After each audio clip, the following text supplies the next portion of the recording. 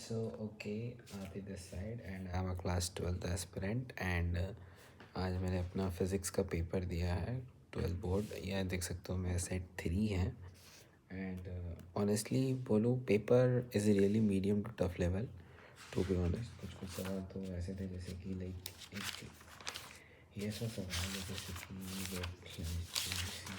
ये वाला like out of nowhere why this question is asked. मतलब ऐसा नहीं है कि ये क्वेश्चन कराया नहीं जाता बट ये क्वेश्चन इस तरह के लेवल का क्वेश्चन कराया ही नहीं जाता है एक्चुअली ना स्कूल में। Like these are only questions which are attempted by the JEE aspirants. Okay and this is a mains level question. Okay तो वो भी ठीक है, चलो एक क्वेश्चन आपने ऐसा दे दिया बट मुझे ये नहीं समझ आ रहा है पिछले 4 साल में कभी भी आपने इस वाले सवाल टॉपिक पे न्यूक्लियस के ये जो ब्रेकडाउन वाले इस पे आपने कोई सवाल नहीं पूछा and out of nowhere you just ask this question and this question too. Like I really don't know why you guys ask this. ठीक है एंड ये पेपर उस तरीके से डिज़ाइन ही नहीं है कि इंसान इसे 3 घंटा में कर सके। अब करने वाला तो कर ही लेगा ऑफ कोर्स, ये बात है, but this is not a paper that could be done in 3 hours. Okay like अब खुद देखो भाई, ये पहला ऐसा पेपर मैंने पिछले 2 साल में देखा है जितने भी मैंने PYQs बनाए हैं जिसमें लिटरली 5 मार्क्स में दो दो डेरिवेशंस है। लाइक एक इधर वाला डेरिवेशन है मेरा फॉर्मूला का एंड इधर एक सेल्फ इंडक्टेंस का डेरिवेशन है।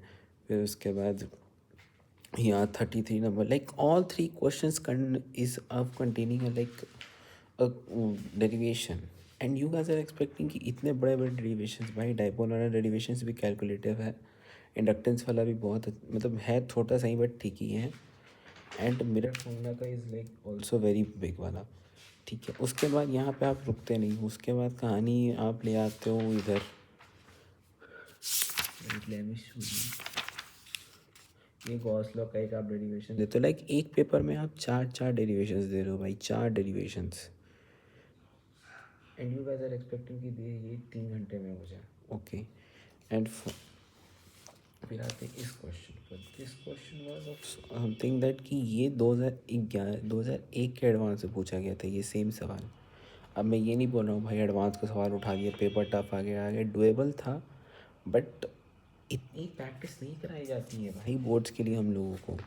CBSE need to know this thing कि या तो आप NCERT पढ़ के जाओ बोलना बंद कर दो, या तो फिर बोल दो खुला खुला कि आप लोग DC पांडे HC ये सब बना के जाओ, क्योंकि ये सारे सवाल अकॉर्डिंग टू माई थिंग जितना मैंने जेई के लिए पढ़ा था और जितना मैंने जेई के बुक्स लगाए हैं भाई, जिसने HC वर्मा किया है HC वर्मा को हर एक अच्छे तरीके से हर एक क्वेश्चन लगाएंगे उसी के लिए। वरना ये पेपर जो बंदा सिर्फ NCERT करके गया उसके लिए तो खेल ख़त्म है। ठीक है ये सवाल हो गया लाइक। ठीक है उसके बाद ये लाइक जिसमें बस क्वेश्चन क्लियर भी नहीं है बट ठीक है एक को आप इधर मान सकते हो कि क्या पॉजिटिव है कहाँ निगेटिव है टर्मिनल्स। ठीक है सब चीज़ तो मेक सेंस बनाती है। माइक्रोस्कोप भाई माइक्रोस्कोप पे भी कोई सवाल नहीं आता है, ट्रस्ट नहीं। पिछले 4 से 5 साल 2 से 3 साल में कोई माइक्रोस्कोप पे सवाल नहीं था। Out of nowhere we got this question. ठीक है और क्वेश्चन के और हर एक क्वेश्चन का लेवल है। Like if you have to think, ऐसा नहीं कि बस क्वेश्चन में फॉर्मूला अप्लाई किया and you just got the answer, ऐसा ही नहीं है भाई। हर एक क्वेश्चन में you have to apply your brain and भाई 3 घंटे के हिसाब से ये पेपर तो कतई डुएबल नहीं है। अगर आप एक मीडियम पढ़ने वाले बच्चे हो, नॉट अ टॉपर के लिए सभी आसान होता है बट अगर आप एक मीडियम पढ़ने वाले बच्चे हो तो this question is not doable in 3 months. मुझे लिटरली मैं अपना एक्सपीरियंस बता रहा हूँ, 3 क्वेश्चन लाइक सेट ई के ये जो 3 क्वेश्चन है ना, ये वन 2 एंड 3, ये 3 क्वेश्चन करने में मेरे 1 घंटे निकल गए, मुझे पता भी नहीं चला 1 घंटे निकल गए मेरे। यहाँ तक तो कहानी ठीक थी। ठीक है चलो सेक्शन डी तो इजी था, कोई दिक्कत वाली बात नहीं थी, लेकिन सेक्शन सी क्या है यार? Section C is like bro what the hell is this भाई? ये NCERT के ना भाई, जो बंदा NCERT को ऐसे आँख पलट के भी कभी देखा होगा ना भाई, वो तो कुछ कर ही नहीं पाएगा। ऐसे सवाल है ही नहीं बुक में एंड अगर इस क्वेश्चन में आप थोड़ा सा भी अंदाज़ा लगाओगे ना भाई, ये बिल्कुल प्रोजेक्टाइल मोशन का सवाल है, बिल्कुल ये प्रोजेक्टाइल मोशन का सवाल है भाई। There is nothing related to the capacitance और nothing related to electric field. मतलब it is related but it's all about that. आपने अगर 11 पढ़ी है, बिल्कुल 11 का सवाल है। क्या है यार ये पेपर मतलब। और फिर उसके बाद ये MCQs bro, MCQs are way too lengthy. मेरे को लगता है ना MCQ भी आदमी कुछ फॉर्मूला एप्लीकेशन करके कुछ कर सके भाई, कुछ नहीं, कुछ भी नहीं। क्या बोलेगा ऊपर से ये वाला सवाल मैं दिखाता हूँ।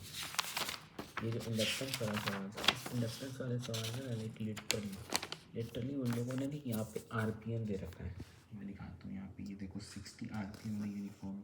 प्रो इस वर्ड का इस्तेमाल ना आज तक NCERT के N में भी नहीं हुआ है, एंड यहाँ इन लोगों ने ये 60 RPM दे दिया है। मेरा बस इतना कहना है कि यार या तो तुम लोग खुल्लम खुल्ला कह दो, पूरे मतलब नोटिस डाल दो कि आप लोग HCV ईरोडो बना के आओ, या तो NCERT जैसी नकली किताब छापना बंद कर दो।